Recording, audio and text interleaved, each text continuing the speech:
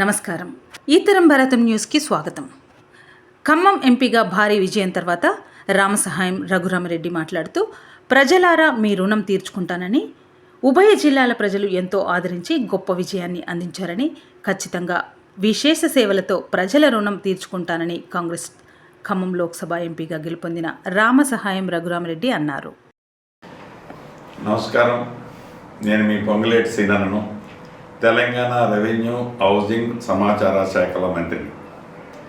ఈరోజు ప్రకటించిన లోక్సభ ఎన్నికల ఫలితాల్లో ఖమ్మం పార్లమెంటు నియోజకవర్గ కాంగ్రెస్ పార్టీ అభ్యర్థి రామసాయం రఘురామరెడ్డి గారికి తెలంగాణ రాష్ట్రంతో పాటు దేశం యావత్తు గర్వించేలా తెలంగాణలో అత్యధిక మెజార్టీని కట్టబెట్టిన ఖమ్మం ప్రజలకి నా పక్షాన, కాంగ్రెస్ పార్టీ పక్షాన ప్రత్యేక కృతజ్ఞతలు.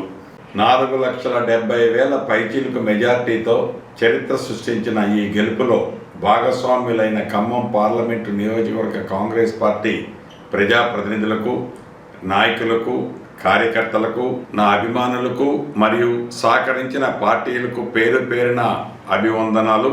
అలాగే రాష్ట్రంలో మరొక 7 స్థానాలకు మరియు కంటోన్మెంటు ఉప ఎన్నికల్లో కాంగ్రెస్ పార్టీకి పట్టం కట్టిన తెలంగాణ ప్రజలందరికీ నా హృదయపూర్వక ధన్యవాదాలు. నమస్కారం.